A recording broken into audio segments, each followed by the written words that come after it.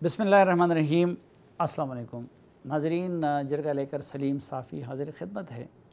और आज के जरगे में हमारे साथ मेहरबानी की है, हमें शर्फ़ बख्शा है जनाब सिराजुल हक़ साहब ने, जो कि सेनेटर हैं और जमात इस्लामी पाकिस्तान के मरकज़ी अमीर है।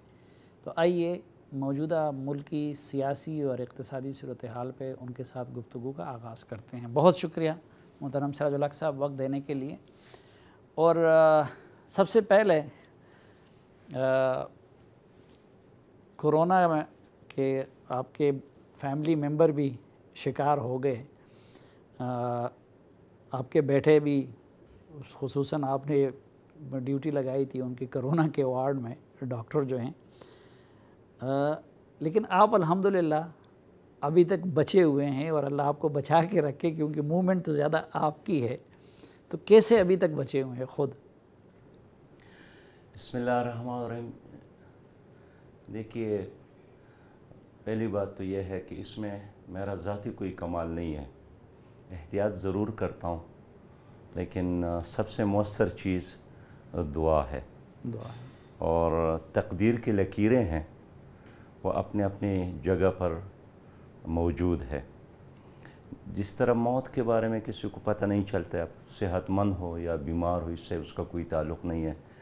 इस तरह इस चीज़ के बारे में, इसलिए कि बहुत सारे ऐसे लोगों को मैं जानता हूँ जो बहुत ज़्यादा एहतियात करते थे, वो शिकार हो गए। बहुत सारे ऐसे लोग थे जो बिल्कुल एहतियात नहीं करते थे, लेकिन वो अब तक महफूज है। अल्लाह उनको महफूज रखे।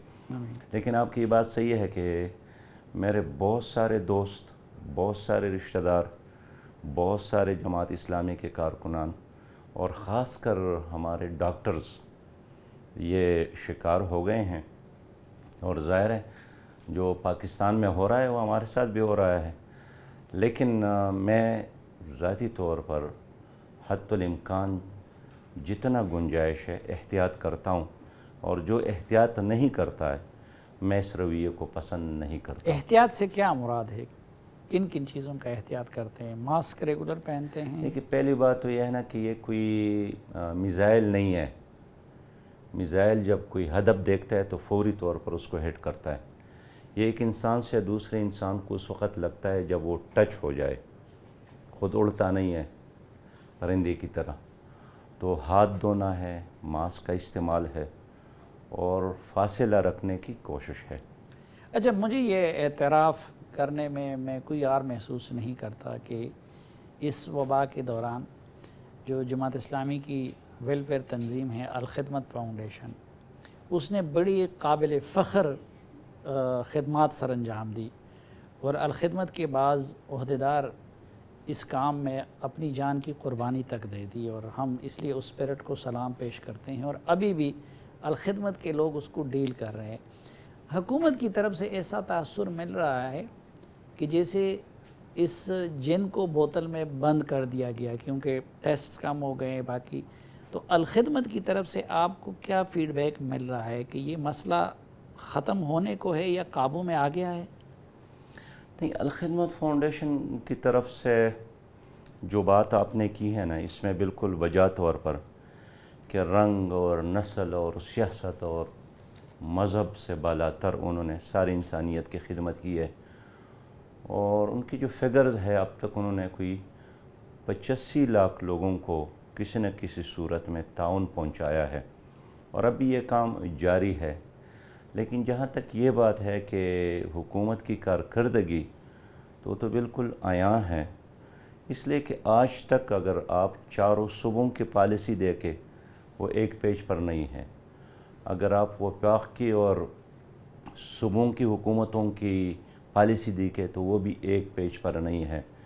इसलिए कभी लॉकडाउन है, कभी स्मार्ट लॉकडाउन है, कभी कहते हैं कि घबराना नहीं है, कभी कहते हैं कि बहुत घबराना। तो ऐसा जब हम देखते हैं कि हुकूमत को जो करना चाहिए था वो हुकूमत नहीं कर सकी। बाकी जो मुसलमानों की एक नेचुरल लाइफ है ना, जो उसमें बहुत सारे एहतियात शामिल है। मसलन हाथ धोना है या पानी का ज़्यादा इस्तेमाल है, 5 वक़्त नमाज़ों के लिए वज़ू बनाना है। तो ये ऐसी चीज़ें हैं जो मगरबी दुनिया में एक आम इंसान इसका आदी नहीं है। इस तरह वज़ू बनाना, पानी का इस्तेमाल करना, जुमे के दिन ضرور غسل کرنا یا اپنی اس طرح صفائی کا خیال رکھنا جس طرح ہمارے دین نے ہمیں حکم دیا ہے، تو ان وجوہات کی وجہ سے یعنی ایک نیچرل آئسولیشن بھی ہے اور صفائی کا انتظام بھی میں ہے۔ سیاسی موضوعات کی طرف جانا چاہتا ہوں، لیکن اس سے پہلے چونکہ عید الاضحیٰ قریب ہے اور آپ ایک دینی جماعت کے سربراہ ہیں اور اس حوالے سے دینی طبقات آپ لوگوں کی رائے کو احترام بھی کرتے ہیں اور سنتے بھی ہیں، تو عید کے حوالے سے آپ کیا پیغام دینا چاہیں گے پاکستانی عوام کو کہ عید الاضحیٰ کے موقع پہ مثلاً ابھی یہ دیکھیں کہ پہلی مرتبہ ایسا ہو رہا ہے کہ اس وبا کی وجہ سے کوئی بھی پاکستانی یہاں سے حج پہ نہیں جا سکے گا، اور اس وبا نے بدقسمتی سے خانہ کعبہ کو بھی اور مسجد نبی صلی اللہ علیہ وسلم کو بھی کچھ مہینوں کے لیے تالے لگوا دیے، تو کیا آپ تجویز کریں گے پاکستانی دیکھیے سلیم صاحب، میں تو یہی سمجھتا ہوں کہ ہمارا ایمان ہے کہ یہ جو عید ہے یہ اللہ کی طرف سے مسلمانوں کے لیے ایک نعمت ہے، ایک رحمت ہے، ایک تحفہ ہے، اور اس نعمت اور رحمت کو زحمت میں کبھی بھی تبدیل نہیں کرنا چاہیے۔ پہلی بات تو یہ ہے کہ عید کے دنوں میں ہمیں ان تمام تدابیر کا خیال رکھنا چاہیے جو اس کرونا وائرس کی وبا کی وجہ سے ضروری ہے، اور خاص کر جو قربانی کی جگہ ہیں وہاں صفائی کا خیال رکھنا، وہاں آئسولیشن کا خیال رکھنا، اور یہ نہیں ہونا چاہیے کہ عید کے بعد اس وبا میں اضافہ ہو۔ عید میں دعائیں بھی کرنی چاہیے، اس لیے دعائیں قبول ہوتی ہے، لیکن ہم نے اپنے تمام کارکنان کو خاص کر الخدمت فاؤنڈیشن کے رضاکاروں کو یہ ہدایت دی ہے کہ وہ جہاں جہاں اجتماعی قربانیوں کا نظام ہے وہ اسی طرح کر لے کہ اگر ایک آدمی کو یہ فیسلٹی حاصل نہیں ہے بے شک اس کو فیسلیٹیٹ کر لے ایک جگہ پہ، لیکن وہاں فاصلہ رکھنا، وہاں ایک دوسرے کے ساتھ آئسولیشن کی بنیاد پر ڈیل کرنا اور ان تمام احتیاطی تدابیروں کا خیال رکھنا۔ آپ کی یہ بات صحیح ہے کہ اب سعودی عرب نے اگر حج پر پابندی لگائی ہے اور باہر کے لوگ وہاں نہیں جا سکتے ہیں، مقامی لوگ حج کریں گے، تو یہ ایسے بھی نہیں ہے کہ ان کی خواہش ہے، اس لیے کہ ایک طرف تو یہ ایک دینی فریضہ ہے، لیکن دوسرے طرف ان حج کے دنوں میں سعودی حکومت بہت زیادہ یعنی کماتی بھی ہے۔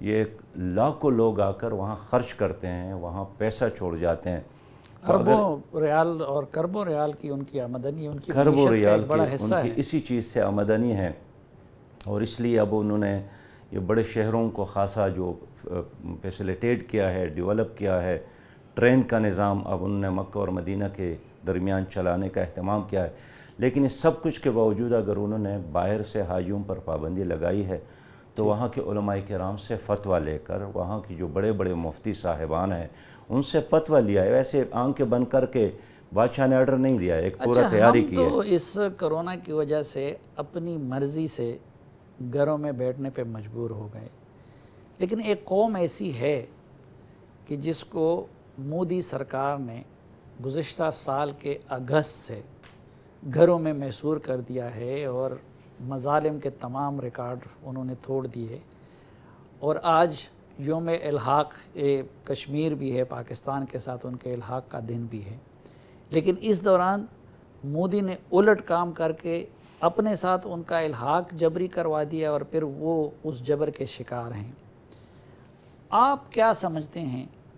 ایک رائے یہ ہے کہ جی موجودہ حکومت نے اور عمران خان صاحب نے اقوام متحدہ میں اور عالمی فورم پہ جس طریقے سے کشمیر کے کیس کو لڑا، ماضی میں کسی حکمران نے نہیں لڑا تھا۔ دوسری رائے یہ ہے کہ مودی کے ارادوں کا غلط اندازہ لگا کے اور ٹرمپ پہ اعتماد کر کے کشمیر کاس کو اس حکومت نے بہت نقصان پہنچایا۔ جماعت اسلامی اور آپ لوگوں کی کیونکہ کشمیر کے ساتھ ایک خصوصی تعلق بھی ہے، تو آپ موجودہ حکومت کی کشمیر کے حوالے سے پالیسی کو کیسے سمجھتے ہیں؟ سلیم صاحب، موجودہ حکومت کی پالیسی گزشتہ حکومتوں کا ایک تسلسل ہے، اور اتنا ضرور ہے کہ پہلے کوئی کشمیر کمیٹی تھا، اس کے اجلاسات ہوتے تھے، اس حکومت کے آنے کے بعد تو 8-9 مہینے اس کا کوئی چیئرمین ہی نہیں تھا، اور جب پلوامہ کا واقعہ ہو گیا لوگوں نے پوچھا کہ کشمیر کمیٹی کدھر ہے، تو پتہ چلا کہ اس کا تو کوئی اجلاس ہی نہیں ہوا ہے، کوئی اس کا چیئرمین ہی نہیں ہے۔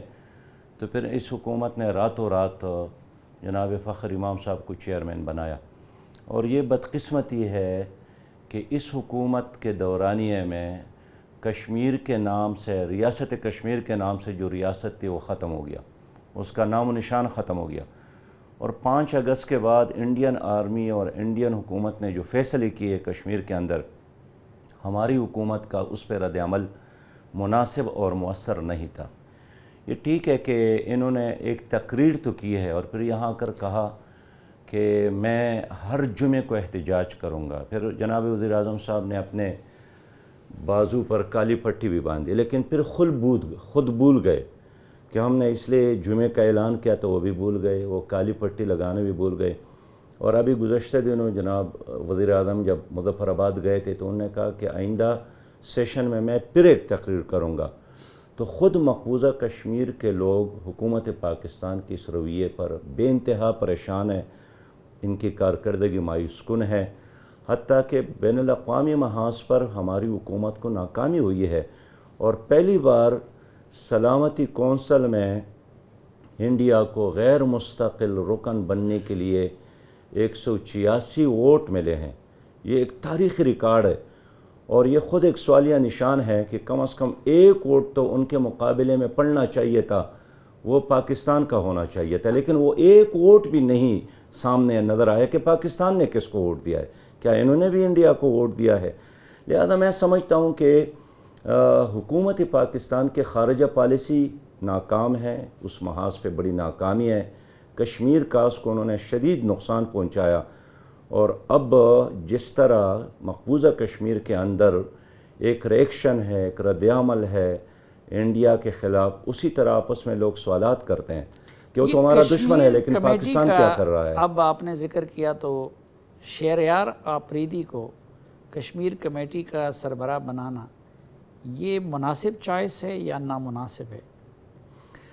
دیکھیے اس وقت پاکستان میں بڑے بڑے سینئر لوگ موجود ہیں، تجربہ کار لوگ موجود ہیں۔ آپ نے دیکھا ہوگا کہ ہماری ایک حکومت نے باہر ایک وفد بھیجا تھا مقبوضہ کشمیر کے ایشو کے حوالے سے۔ جب ان سے باہر پوچھا گیا کہ وہاں کے وزیر اعلیٰ کون ہے مقبوضہ کشمیر کا، تو ہمارے اس نمائندے کو وہاں کے وزیر اعلیٰ کا نام بھی معلوم نہیں تھا۔ تو ایسے لوگوں کو یہ کام حوالہ کرنا جس کو مقبوضہ کشمیر کے ہسٹری کے بارے میں کوئی علم نہیں ہے، اس کی جغرافیہ کے بارے میں شہریار آفریدی تو بڑا فعال آدمی ہے، اور اصل میں ہمارا یہی ڈیمانڈ تھا حکومت سے کہ آپ ایک نیشنل ایکشن پلان، ایک قومی پلان اعلان کر لے، پھر کشمیر کے لیے ایک نائب وزیر خارجہ کا اعلان کر لے۔ پھر ہمارا یہ ڈیمانڈ تھا کہ جو اس وقت آزاد کشمیر کی قیادت ہے، یہاں کی حکومت ہے، آپ ان کو ایک رول اور ایک کردار دے دے۔ پھر ہمارے یہ مطالبہ ہے اس حکومت سے کہ اب بین الاقوامی سطح پر تمام کشمیری قیادت کو ایک چھتری تلے جمع کر کے اس کو ایک مضبوط طاقت بنا لے، لیکن حکومت پاکستان یہ نہیں کر سکی۔ میں شہریار آفریدی پہ اس لیے بات نہیں کرتا ہوں، کوئی ایک عام ممبر ہے بیچارہ، اگر اس کو ایک کام حکومت نے حوالہ کیا ہے وہ تو ان کی مرضی کس طرح کرا، لیکن جب سے ان کی ذمہ داری بھی لگی ہے اس نے بھی کوئی ایسا کام نہیں کیا جس سے ہم اطمینان ہو کہ ہاں یہ آدمی کچھ کرنا چاہتے ہیں۔ زبانی کلامی الفاظ کے حد تک بات کرتے ہیں، کوئی عملی اقدام نہیں کیا۔ تو حریت والے بھی پریشان ہیں، آزاد کشمیر کی قیادت بھی پریشان ہے، مقبوضہ کشمیر کی قیادت بھی پریشان ہے، اور پتہ نہیں یہ کس کے کہنے پھر کیا کر رہی ہے، یہ اب تک علم نہیں ہے۔ اچھا، پاکستانی بھی آج کل بڑے پریشان ہیں، پاکستانی کیوں پریشان ہیں یہ بھی آپ سے ہم نے جاننا ہے، لیکن ایک مختصر سے وقفے کے بعد۔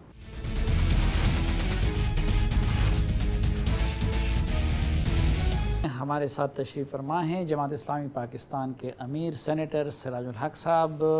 سراج صاحب، اس وقت پاکستانی عوام بڑے پریشان ہیں، آپ کیا سمجھتے ہیں کہ اس وقت پاکستانی معیشت کے لیے کورونا بڑا خطرہ ہے، موجودہ حکومت بڑا خطرہ ہے، یا کہ اپوزیشن بڑا خطرہ ہے؟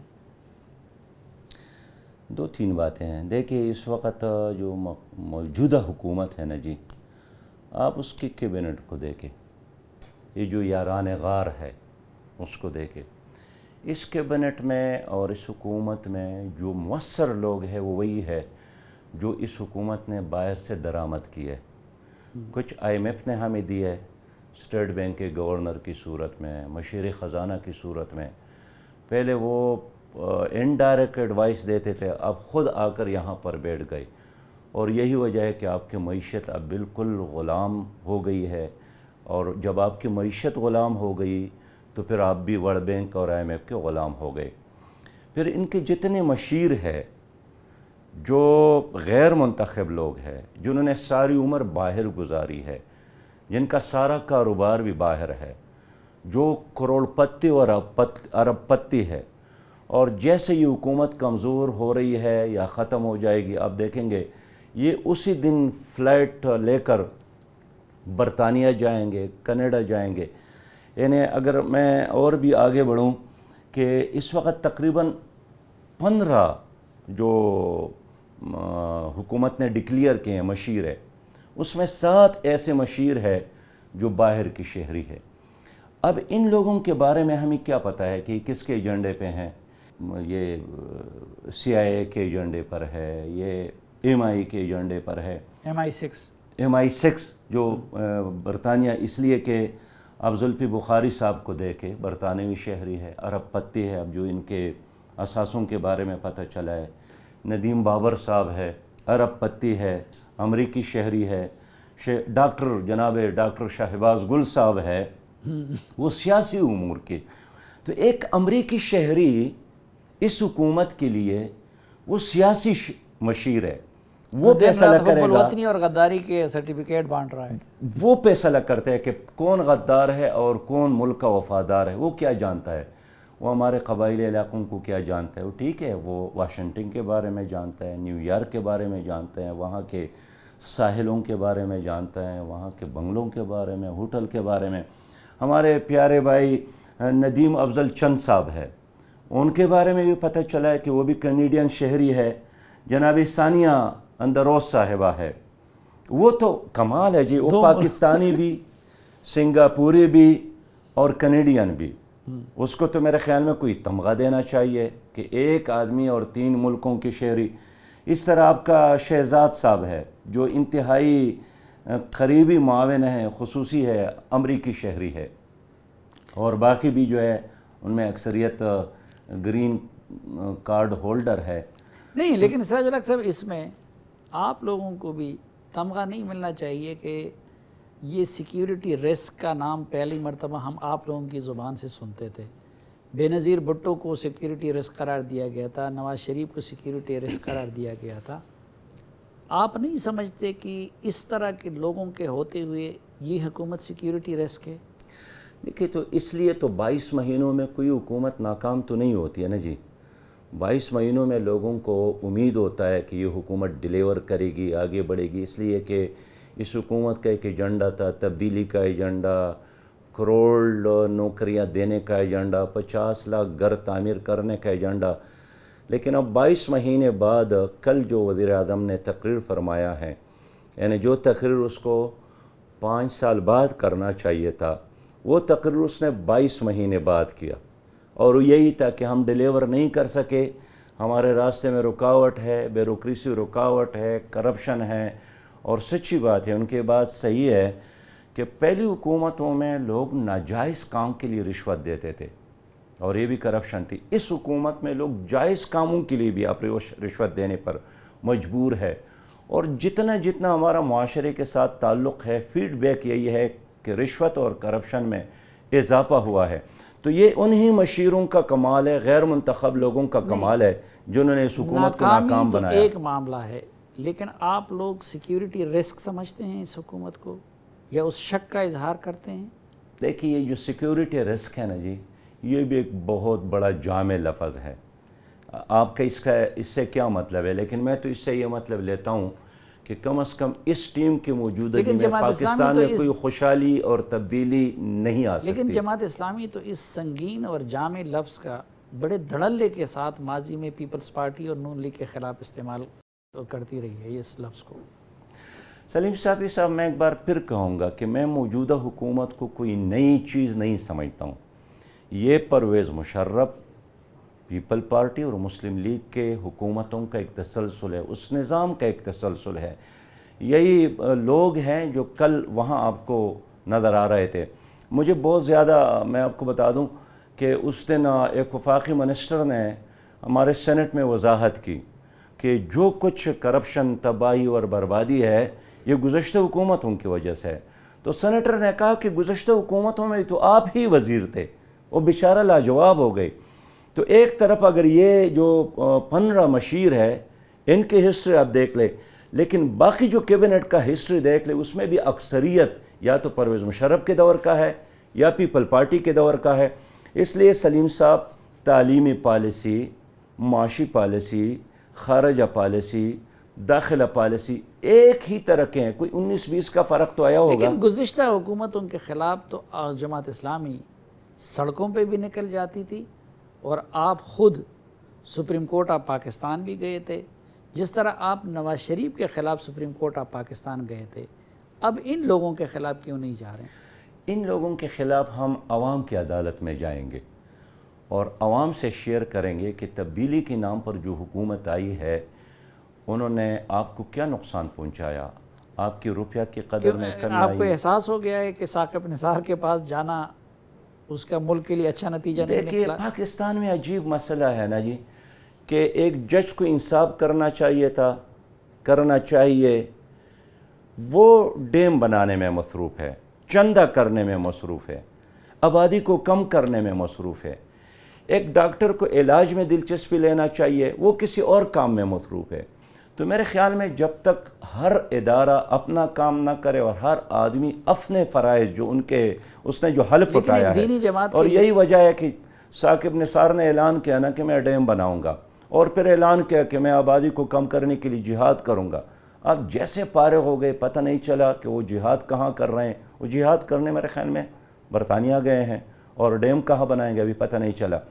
تو سارا نظام جو اس وقت ہے یہ ایک تسلسل میں سمجھتا ہوں، اور یہی وجہ ہے کہ ہمیں افراد کو ڈسکس کرنے کے بجائے نظام کو ڈسکس کرنا چاہیے، کہ جب تک یہ نظام ہے اور لوگوں کے اندر شعور عام نہ ہو اس نظام سے چھٹکارا پانے کے لیے، تو ٹھیک ہے عمران خان نہ صحیح، کوئی اس کا اور چچا زاد آئے گا، کوئی شاہ محمود قریشی ہو، کوئی جہانگیر ترین ہو، کوئی اس طرح اور کوئی آدمی ہو۔ دینی جماعت کے لیڈر سے بھی یہ توقع کی جاتی ہے کہ وہ سب کے بارے میں یکساں انصاف کرے گا۔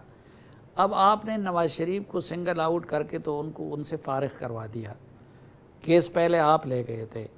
اب پاناما میں باقی جتنے نام تھے ان کا پھر کسی نے نہیں پوچھا۔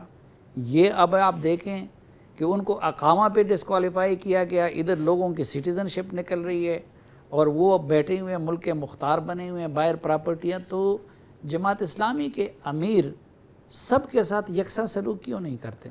اب دیکھیں، میں آپ سے اتفاق کرتا ہوں، ہمیں یکساں سلوک کرنا چاہیے۔ نواز شریف صاحب کا مسئلہ یہی ہے کہ اس کو اللہ تعالیٰ نے 1 نہیں 2 نہیں 3 نہیں بار بار موقع دیا۔ پیپل پارٹی کا مسئلہ یہی ہے کہ اس کو اللہ تعالیٰ نے بار بار موقع دیا، اور میری اور آپ کی جو لائف ہے، یہ نواز شریف صاحب کو پارٹی کانفرنس میں نے بتایا تھا کہ میری جو لائف ہے وہ آپ کی حکومت میں گزر گئی، اس لیے کہ جب سے ہم نے زمانہ تعلیمی کے بعد جماعت میں شمولیت اختیار کیا تو ایک کبھی اور آپ نام نہیں لیا نا، تو آپ جنرل ضیاء الحق جیسے اور جنرل مشرف جیسے لوگوں کو بھی بار بار موقع ملا، اور سب سے زیادہ موقع وہ ملا۔ جو ضیاء الحق صاحب تھے نا، ان کی عمر بھی انہی کو انہوں نے دیا تھا نا کہ اللہ تعالیٰ میری عمر بھی نواز شریف صاحب کو دے دے۔ تو ہماری ساری، میری اور آپ کی زندگی یا پیپل پارٹی کی حکومتوں میں گزری ہے یا نواز شریف صاحب کی حکومتوں میں گزری ہے۔ اچھا، میری اور آپ کی زندگی اور عام آدمی کی زندگی پیپلز پارٹی اور نون لیگ کی حکومت میں اچھی تھی یا کہ آج عمران خان کی حکومت میں اچھی ہے؟ دیکھیے، میرے اور آپ کی عام انسان کی زندگی ایک جیسی ہے، ان سے بھی لوگ نالان تھے، اس لیے پیپل پارٹی کے خاتمے کے لیے لوگوں نے بہت بڑی مہم چلائی۔ اس کے بعد آپ کے علم میں ہے ضیاء الحق کا مارشل آیا، اس نے بھی بڑی خوبصورت نعرے دیے، لیکن مجھے بالکل یاد ہے کہ 11 سال بعد جب وہ آخری تقریر کر رہے تھے، میں اتفاق سے اس دن ایک تربیتی اجتماع میں مری میں تھا کہ وہ رو رہے تھے کہ میں کچھ نہیں کر سکا، اس لیے کہ ان کے ساتھ بھی ٹیم تو ویسے نہیں تھی۔ اس کے بعد یہ جو پیپل پارٹی کا دور آیا، اس میں بھی لوگوں کو یہی خیال تھا کہ اب بے نظیر باہر گئی ہے، واپس آئی ہے، اس نے بہت کچھ سیکھا ہوگا، لیکن محترمہ بے نظیر بھٹو بھی کچھ نہیں کر سکے اس نظام میں، اور آخر وہ بھی ناکام ہو گئی۔ اس کے بعد پھر پرویز مشرف نے جو 7 نکاتی ایجنڈا دیا تھا، آپ کو یاد ہے، اس میں بھی یہی کرپشن کا خاتمہ اور یہی ریفارمز کے نعرے لگائے، کچھ نہیں کر سکے۔ اس کے بعد پھر ان کی حکومت، پھر نواز شریف صاحب کی حکومت، پھر پی ٹی آئی کی حکومت، تو یہ تمام حکومتیں ایک ہی نظام کا ایک تسلسل ہے، میں بار بار یہی کہوں گا، اس لیے ان میں سے جو بھی آئے گا آپ اسی طرح رہیں گے۔ اچھا، تو اس کے خاتمے کے لیے آپ کے پاس کیا ایجنڈا ہے، کیا لائے ہیں عمل ہے؟ اس وقت جماعت اسلامی کا موقف کیا ہے؟ موجودہ سسٹم کو کنٹینیو رکھنا چاہتی ہے، نیا الیکشن چاہتے ہیں، ان ہاؤس تبدیلی چاہتے ہیں، یا سٹیٹس کو چاہتے ہیں؟ ایک بات تو یہ ہے کہ کوئی ایسا راستہ جو غیر جمہوری ہو اس کو ہم سپورٹ نہیں کریں گے، اس لیے کہ ایک کمزور جمہوریت بھی ماشاء اللہ سے بہتر ہے، اور ہمیشہ جماعت اسلامی نے امریت کا مقابلہ کیا ہے اور امریت کو پسند نہیں کرتے ہیں، ہمارا دین اس کا اجازت نہیں دیتا ہے، ہمارا آئین اس کا اجازت نہیں دیتا ہے۔ تو ایک بات تو یہ ہے کہ اس حکومت کے خاتمے کے لیے بھی کوئی ایسا راستہ جو آئین کے خلاف ہو اس کو ہم سپورٹ نہیں کریں گے۔ تو ری الیکشن تو آئین ہی ہے۔ ایک منٹ، دوسری بات یہ ہے کہ میں سیاسی جماعتوں کو آج آپ کے اس پروگرام کے ذریعے یہی پیغام دوں گا کہ فرض کرے 1 مہینے بعد الیکشن ہو اور ہماری یہ ڈیمانڈ منظور ہو جائے کہ جناب ری الیکشن، تو کیا ری الیکشن اسی طرح ہوگا جس طرح پرانا الیکشن ہوا ہے؟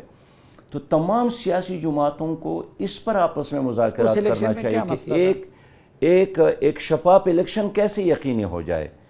اس لیے کہ اگر الیکشن سے پہلے صوبے تقسیم ہوتے ہیں، حلقے تقسیم ہوتے ہیں، یہ طے ہوتا ہے کہ کون کامیاب ہوگا کون ناکام ہوگا، تو اس طرح الیکشن تو ایکسرسائز فار نتھنگ ہے۔ میں اس لیے یہ جو تعداد کے لحاظ سے بڑی جماعتیں ہیں قومی اسمبلی میں موجود ہیں ان کو بھی دعوت دیتا ہوں، جو موجود نہیں ان کو بھی دعوت دیتا ہوں کہ ہمیں آپس میں ڈائیلاگ کرنا چاہیے کہ ہم اپنے الیکشن کو کیسے شفاف بنائیں، ورنہ ہر الیکشن کے بعد اگر آپ دوبارہ یہی گلہ کرتے ہیں، یہی رونا روتے ہیں کہ اس میں بھی دان لی ہوئی ہے اور اس میں بھی جرلو ہے اور اس میں بھی پنچر لگے ہیں، فائدہ کیا ہے؟ اس لیے میں آپ کے اس پروگرام کے ذریعے تمام پولیٹیکل ورکرز کو، تمام سیاسی جماعتوں کو، جمہوریت پر یقین رکھنے والوں کو یہی دعوت دیتا ہوں کہ ایک شفاف الیکشن کے نظام پر ہمیں آپس میں ڈائیلاگ کرنا چاہیے۔ اگر کوئی شہباز شریف صاحب کے بارے میں سنے کہ اے پی سی بلا رہا ہے، میں سمجھتا ہوں کہ بہت سارے موضوعات تھے، اس کو بلانا چاہیے تھا، کشمیر کے موضوع پر بلانا چاہیے تھا، بجٹ سے پہلے بلانا چاہیے تھا، اور کرونا کہ اس بڑے وبا پہ بلانا چاہیے تھا پورے اپوزیشن کو، لیکن نہیں کر سکے۔ اب بھی اس کا بنیادی ایجنڈا یہی ہونا چاہیے کہ بابا شفاف الیکشن کیسے ہو۔ اگر آپ کا الیکشن ہی آپ پہ اس کی یقین نہیں ہے اور مجھے یقین نہیں ہے اور ووٹر کو یقین نہیں ہے، میرا خیال نہیں ہے کہ لوگ دوبارہ قطاروں میں کھڑے ہو کر شناختی کارڈ ہاتھ میں رکھ کر ووٹ ڈالنے کے لیے آئیں گے۔ ناظرین، سراج صاحب سے ایک اپوزیشن کے کردار پہ بھی بات کریں گے اور ان سے یہ بھی جانیں گے کہ اس وقت حکومت زیادہ نااہلی کا مظاہرہ کر رہی ہے یا کہ اپوزیشن، لیکن ایک مختصر سے وقفے کے بعد۔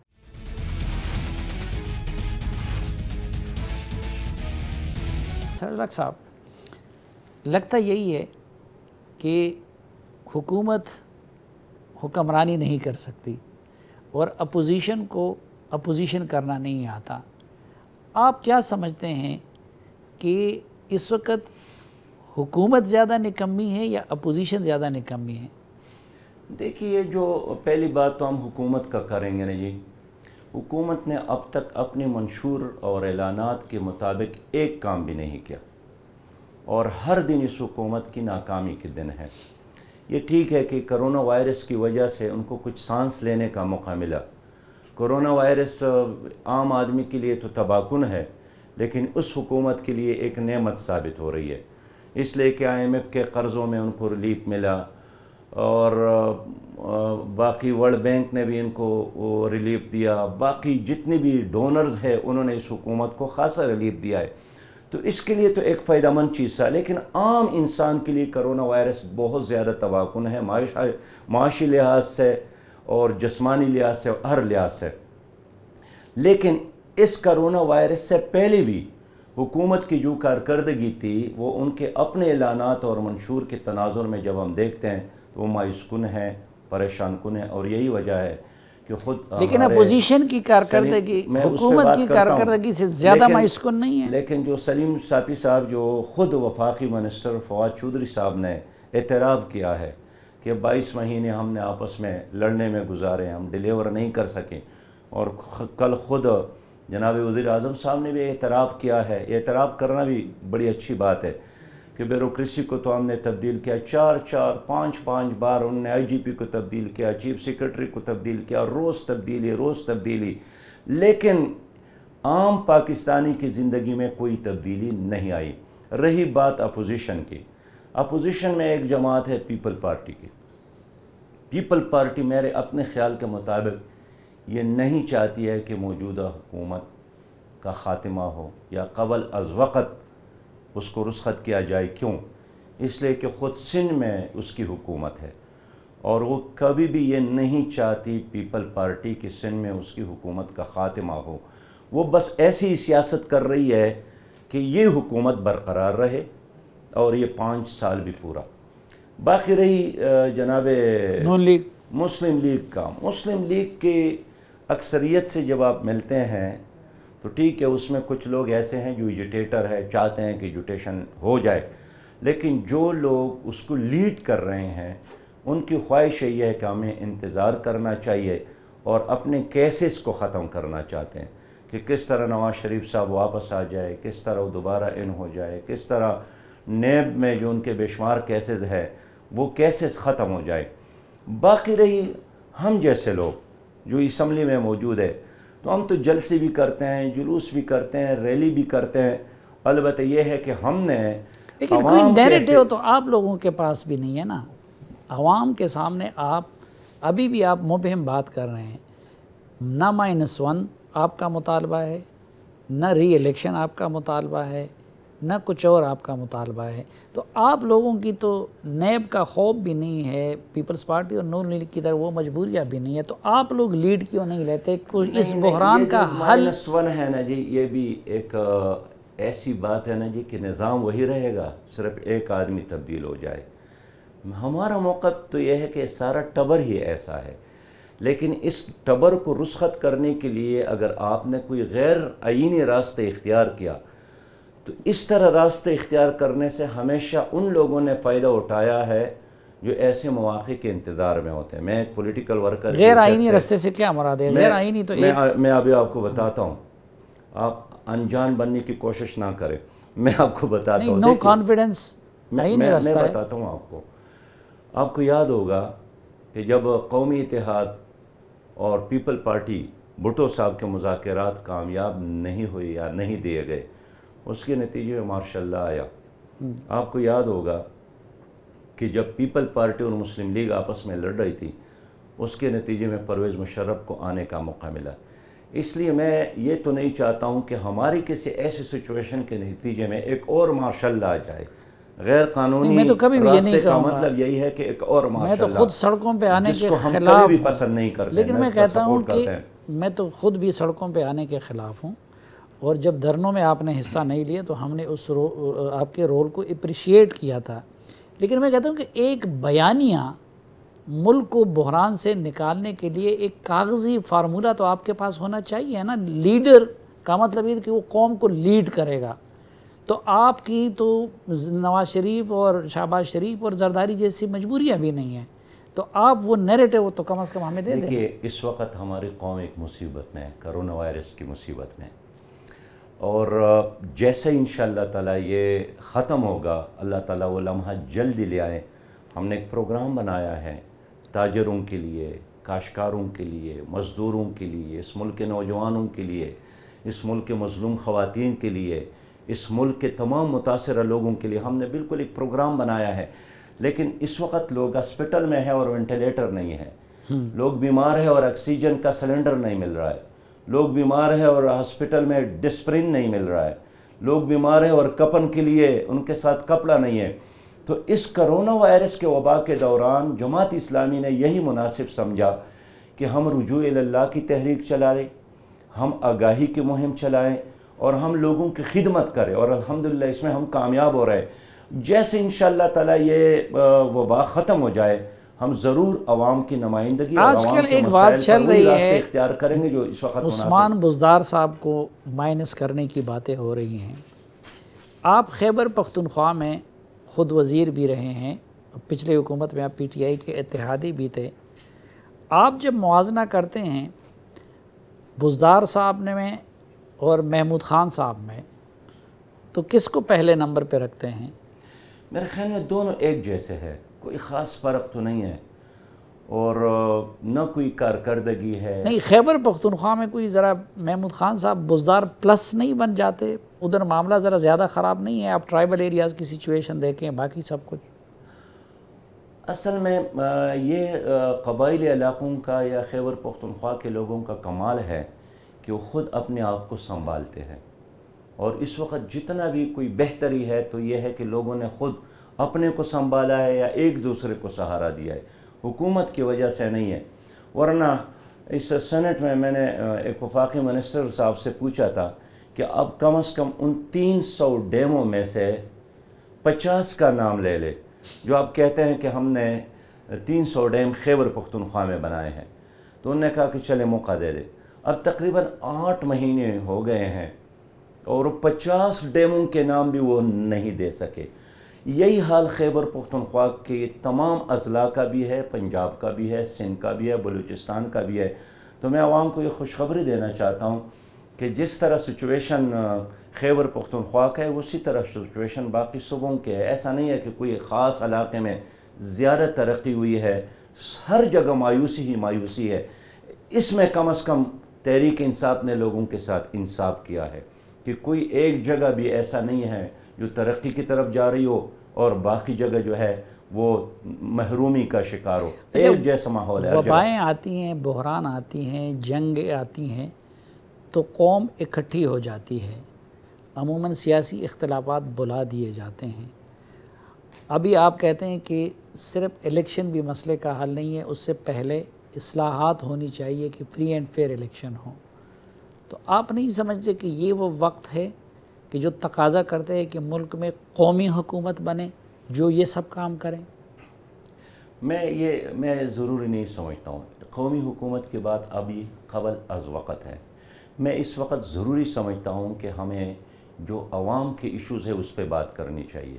عوام کا پہلا اور اہم کام یہ ہے کہ اس وقت بے روزگاری ہے، بہت بڑی بے روزگاری ہے۔ 1,70,00,000 لوگ جناب اسد عمر صاحب کے کہنے کے مطابق ابھی بے روزگار ہو گئے ہیں، مزید بے روزگار ہو گئے ہیں۔ اسی طرح کل کی بات ہے کہ 300 گنا انہوں نے اضافہ کیا تھا دوائی کی قیمتوں میں، اب مزید 7 اور 10% مزید اضافہ کرنے کا اعلان کیا ہے۔ ابھی جناب سابق حکومت نے مزید فیصلہ کیا ہے کہ ہم جو ٹی وی ہے، اگر آپ پی ٹی وی استعمال کرتے ہیں تو اس میں مزید 100 روپیہ انہوں نے اضافہ کیا، 100% اضافہ کیا۔ اب ہوا کیا کہ جو نئے بل یہ بھیج رہے ہیں اس میں مسجد کو بھی وہی بل بھیجے گا کہ حالانکہ ہمارے لاکھوں مساجد ہے اس میں ٹی وی نہیں لگتی ہے، لیکن وہی بل سلیم کے گھر بھی وہی جاتا ہے، میرے گھر بھی وہی جاتا ہے، وہ ہمارے مسجد معبد خان میں بھی وہی بل جاتا ہے۔ وہ ٹی وی کا نہیں ہے، وہ پی ٹی وی کا ہے۔ پی ٹی وی کا ہے، اور پی ٹی وی کو آج کل پی ٹی وی کون دیکھے گا؟ ہاں، تو پتہ نہیں کون یہ فیصلے کرتے ہیں، کہاں سے۔ میں نے تو اب تک کوشش کی کہ معلوم کروں کہ اصل فیصلے کرنے کا اختیار کہاں پر ہے۔ اب تک تو پتہ نہیں چلی، 22 مہینوں میں پتہ نہیں چلا کہ کون فیصلے کرتے ہیں۔ نہ کیبنٹ میں فیصلے ہوتے ہیں، نہ اسمبلی میں فیصلے ہوتے ہیں، نہ چوک اور چوراہوں میں فیصلے ہوتے ہیں، پتہ نہیں خفیہ کہیں۔ کس طرح سے کیبنٹ میٹنگ تو اس حکومت میں سب سے زیادہ ہو رہے ہیں؟ اس کا کوئی فائدہ نہیں ہے، انہیں بے اثر ہوتا ہے، اس میں کوئی ڈیسیجن نہیں ہوتا ہے۔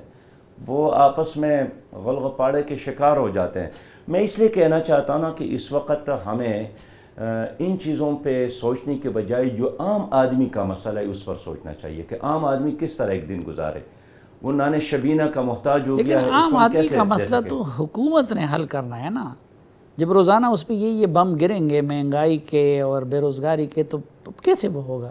لیکن آپ کہتے ہیں کہ نہیں، حکومت کے لحاظ سے آپ سٹیٹس کو چاہتے ہیں۔ نہیں، اس حکومت کے حوالے سے میں سٹیٹس کو نہیں چاہتا ہوں۔ میں چاہتا ہوں کہ عوام میں یہ شعور پیدا ہو جائے اور وہ ان لوگوں کو منتخب کر لے جو باصلاحیت ہے، جو دیانتدار ہے، اور اس سے مطلب یہی ہے کہ اس ملک میں وہ تو کیا تھا نا سلیم بھائی، پیپل پارٹی نے حکومت کی، میں انصاف کی بات دو بندوں کو کہاں؟ دو بندوں کو صادق اور امین کا سرٹیفکیٹ ملا تھا جسٹس ثاقب نثار صاحب کی طرف سے۔ ایک آپ کو تھا اور ایک اسی عمران خان صاحب کو تھا، تو لوگوں نے تو صادق اور امین کو منتخب کر لیا۔ میں کہنا چاہتا ہوں نا کہ پیپل پارٹی نے اپنی باری مکمل کی اور بار بار مکمل کی ہے۔ مسلم لیگ نے ایک بار نہیں بار بار مکمل کی ہے، اور اس کے ساتھ مزید کوئی دینے کی چیز بھی نہیں ہے۔ پی ٹی آئی کو لوگ نے دیکھا ہے۔ میں اس لیے یقین کے ساتھ کہہ سکتا ہوں کہ اب اگر عوام جماعت اسلامی کا ساتھ دے، جماعت اسلامی پر اعتماد کرے، جماعت اسلامی کو ووٹ دے، جماعت اسلامی کو سپورٹ دے، تو ایک ویلفیئر اسلامی ریاست جماعت اسلامی تشکیل دے سکتی ہے۔ منظم جماعت ایسا نہ ہو کہ جس طرح وہ ہو گیا لوگوں نے، موجود ہے۔ اس سے برا حال نہ ہو جائے نئے تجربے کی صورت۔ میں سمجھتا ہوں کہ اس طرح برا حال نہیں اس ہے۔ امید اللہ کے تعالیٰ ساتھ تو نے- عمران دیکھیے خان سلیم صاحب کو بھائی، بھی لیڈر بنایا۔ اللہ نے ہمیں جہاں تھوڑا بہت موقع دیا، اللہ نے ہمیں کراچی میں موقع دیا، ہم نے ڈیلیور کیا۔ اللہ تعالیٰ نے ہمیں خیبر پختونخوا میں موقع دیا، تو آپ تو خود وہاں کے رہنے والے ہیں۔ خود ورلڈ بینک نے بھی ہماری کارکردگی کی تعریف کی، اور جب ہمارے گزشتہ پی ٹی آئی کی حکومت میں 2-3 وزراء تھے تو جناب عمران خان صاحب یہی کہتے تھے کہ اگر ہماری اس پوری کیبنٹ میں تبدیلی کی کوئی چابی ہے تو عنایت اللہ خان صاحب ہے، وہ جماعت اسلامی کے منسٹر ہے۔ تو الحمدللہ ایک پوری دیانتدار ٹیم ہمارے ساتھ موجود ہے۔ اس کرونا وائرس کے وبا کے دوران بھی آپ نے دیکھا ہمیں ہماری قوم نے 102 ارب روپے دیے تھے۔ وہ 102 ارب روپے ہمارے کارکن نے اس طرح دیانت کے ساتھ استعمال کی کہ ہم 85 لاکھ لوگ ان تک پہنچے۔ حکومت نے 1200 ارب روپے کا اعلان کیا۔ آپ مجھے بتائیں کہ انہوں نے کیا کیا اس پر؟ کیا اس کا کوئی اثر ہے؟ کوئی اس کا اعتراف کرنے والے ہیں؟ اس لیے میں اعتماد کے ساتھ بات کرتا ہوں کہ اگر عوام نے اس بار جماعت اسلامی پر اعتماد کیا تو جماعت اسلامی کی کیپیسٹی ہے انشاءاللہ تعالی کہ ایک فلاحی اسلامی ریاست ہم قائم کر سکتے ہیں، ہم اپنے عوام کو دے سکتے ہیں۔ بہت شکریہ جناب سراج الحق صاحب ہمیں وقت دینے اور ہم سے بات کرنے کے لیے۔ ناظرین، اس امید کے ساتھ کہ پروگرام سے متعلق اپنی رائے سے آپ ہمیں آگاہ کرتے رہیں گے، آج کے اس جرگے سے اجازت چاہتا ہوں۔ اللہ حافظ۔